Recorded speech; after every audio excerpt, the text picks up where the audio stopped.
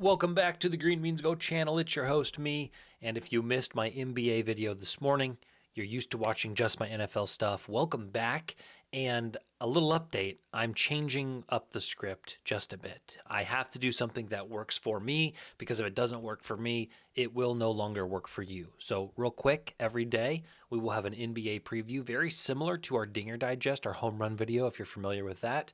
And then we're going to consolidate our NFL picks to Thursday and Friday only. I realized Wednesday's a weird day. Nobody really cares about NFL, and this will help with player props because they often don't have their lines released until Friday anyway. Then Saturday and Sunday will be for bonus content, which will be everything unrelated to picks and maybe even gambling in general. Just things that I am passionate about or want to produce. I know a lot of you have said that you enjoy those videos most of all anyway, so that way you'll know when you can expect them, and hopefully that will help all of us. Now, if you're not familiar with this new change, watch this video. The old style that I was doing was a prison. We were winning, and it wasn't working. And I don't say that from a views perspective, although if you're curious, this is the views perspective of what was happening. After week 7, which was like the peak of our, we were winning. We're positive in all three of these categories, and our views are just dropping. And I'm realizing that there are certain things in this industry from the content perspective that work and certain things that don't. And so I'm going to attempt to fix that, to do what I am comfortable doing, and to hopefully provide you with value. So here's a new look. It's simple, and I hope it's effective. Throughout this remainder of the NFL season, we're going to talk about these matchups. I'm going to give you my ideas. If I have any leads, I'll give them for you, give them to you, for you, with you, and beside you. Be with us as we continue this journey. Amen. Bills and Houston. I'm a little nervous because this Bills team, that game against Miami is a scary game.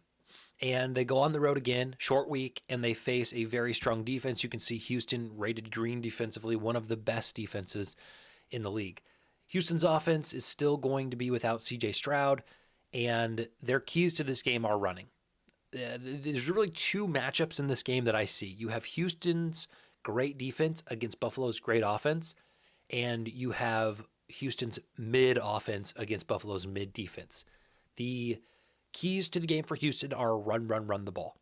Woody Marks, if anybody's going to have a big day, I think it's going to be Woody Marks. I don't have any leans, and BDA, better discretion is advised. I don't have anything for this game, and I'm not going to force it. So here's what I'll say. I'm not going to leave you empty-handed. You're not going home without a prize. There will be a special pick at the end of this video. Stay tuned. Bears and Steelers. Aaron Rodgers did not practice. He has an injury to his left wrist. That doesn't really mean anything as far as he plays the game, but it is a safety concern. The more pressure they can put on him, the more they can tackle him, sack him, make him uncomfortable, the worse it's going to be for him trying to protect that injury. Bears offense is sneaky good. They have been playing well. Defensively, kind of the same old story. They've improved since their first few weeks of the year, but not amazing. Steelers, worse on the road than they are at home, so I lean Bears here, money line and -2.5. Not going to touch the total, but if you want to back Caleb Williams in this one, I think it's totally fine. Then we got the Bengals and the Patriots. I've got some indigestion, guys. I mean, it's not a good. There's a couple of places indigestion isn't great. The bedroom on your wedding night would be one of them. And today, November 20th, while making your YouTube video, two of the worst places to have indigestion.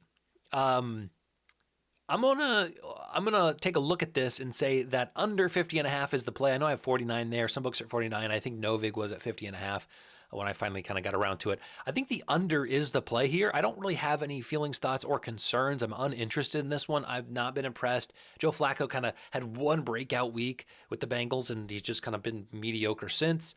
And the Patriots have been doing what they need to do to win. I think they'll run the ball, control the clock, and it'll be I think it'll be a low-scoring game. 50 is very high for that total. Lions and Giants and Bears. Oh, we already talked about the Bears. We got Detroit in an opportunity to run, and I think they will. Jameis Winston in his debut with the Giants was rather unimpressive. I was not moved by what he was able to do in this offense. 49.5 is the total. It feels a little high also, but I, the Lions could account for 37 to 40 of those points. So I'm not going to touch it. Lions, one of the better defenses or offensives. And the Giants defense is not as good as we kind of were making them out to be at the beginning of the year. Really, at the start of the year, we thought this would be their calling card, how they come away with victories if they would. Not the case. This defense has especially been gashed on the ground, and they're going to face the two-headed monster of Gibbs and Montgomery. I got a prop pick for you tomorrow. Stay tuned. Packers and Vikings, divisional game, and I cannot trust Green Bay any longer. Why does that Green Bay look weird? It looks like OD. I don't know why the font didn't work there. I can't trust Green Bay. With a loss to the Browns, a loss to the Panthers, and they were doing some other funky stuff earlier this year. Defensively, they're pretty good. Offensively, I again, just can't trust them. Josh Jacobs, I don't know if he'll go. I know he left the game last week. I haven't seen if he's practiced or not, so I would double check that. But by and large, I just advise you to kind of stay away from this one. Seattle goes to Tennessee, and my fear is that they get caught sleeping. That's a big number to cover, 13.5. Their defense is rolling. Their offense looks good. They lost to the Rams last week, albeit by a score, and it was with Sam Darnold having 4 interceptions. So, like, I don't like to make excuses or, like, take stats and wiggle them around so they fit the narrative. But you have to think, if Sam Darnold doesn't have to throw 4 interceptions, do they win? So I'm kind of disappointed that the Seahawks aren't playing a team that's a little better to where we can maybe get some value at the market overreacting to the fact that they're coming off a loss. They face the Titans. So I'm staying away from this, and I'm going to be done there. Now, I'm getting some comments on my other videos, and it's making my phone do this thing where it's like this, bzz, bzz, bzz. So I'm going to turn that off. But I appreciate your comments, and that's a good. I mean, this is a great reminder to comment on this video. Help push it out into the algorithm, into the world. And while we're on the subject, we need to give a shout out to those who keep the lights on and the water running. Smart Stake. If you need to do any plus EV betting, arbitrage betting, you want to actually bet with what the market is giving you, not what the random on YouTube is giving you. Check it out. It's not odds jam, and that's a win for everybody. Novig, if you want to use Novig, use my code. You get a 50% deposit match. I use Novig quite a bit, not only for their good lines, but they also are doing more promos, which sign me up for promos. And then Pickett. And the cool thing about Pickett, if you don't want to even use it for yourself to track your bets and easily line shop, although I would recommend it, you can follow all my picks. You can see what I'm betting, even if I don't give it out in a video. Are we ready for this one? Indianapolis and the Chiefs. Are you serious? Like, we have the privilege of watching this, which could be a playoff matchup. This is like the appetizer for Thanksgiving. Like, this is like pre-Thanksgiving football. This is great. 50.5 is a high total, and the Chiefs are favored. The Chiefs are 5. What are they? Chiefs 5-5? 5 and like the Chiefs' record to face one of the most efficient offenses in the NFL, one of the better teams in the AFC, and the Chiefs are favored. The market just can't get over their love for the Chiefs. Give me the Colts both ways, money line and +3. The interesting point to make is Indianapolis's defensive weaknesses against the pass. What does Kansas City do well? They draw up plays, and they throw the ball 50 times a game. Kansas City's defensive weaknesses against the run. What does Indy do well? Jonathan Taylor. It's going to be a great one, and I'll ride with Colts. But I probably won't bet on it because then I may not enjoy it as much. Ravens, Jets. Oh, boy.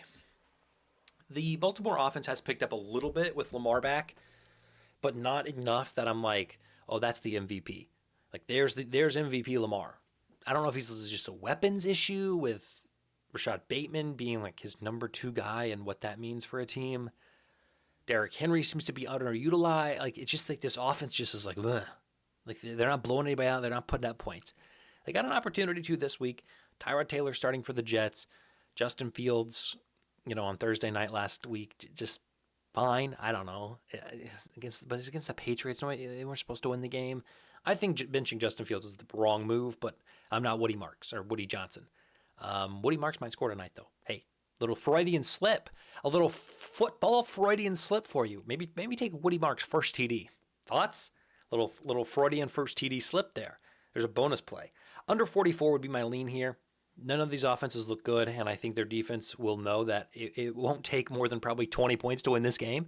21 points about to win this game, so defenses come to play. Raiders, it's Shedeur Sanders o'clock. Oh boy. There's a lot riding on this game. For two teams that are not going to make the playoffs, for two franchises that have been rather poor for the last decade, there's a lot riding on this game. And boy, I think we take them. I think we take the Brownies, fellas.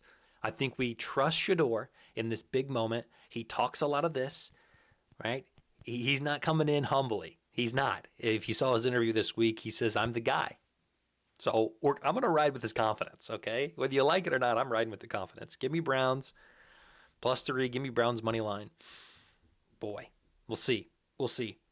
Cardinals, Jags. This Jags team proved me wrong, smoked the Chargers. I didn't see that coming, so maybe I'm not the guy to talk about it. Jacksonville's pass defense is pretty poor, and they're facing a Jacoby Brissett who has been just lights out. Broke, I don't know what kind of records last week. He's just playing completely loose, completely free. No Kyler Murray, no problem. So I don't even have a lean for this one. You're on your own. Dallas. I'll take Dallas at home +3.5. Listen.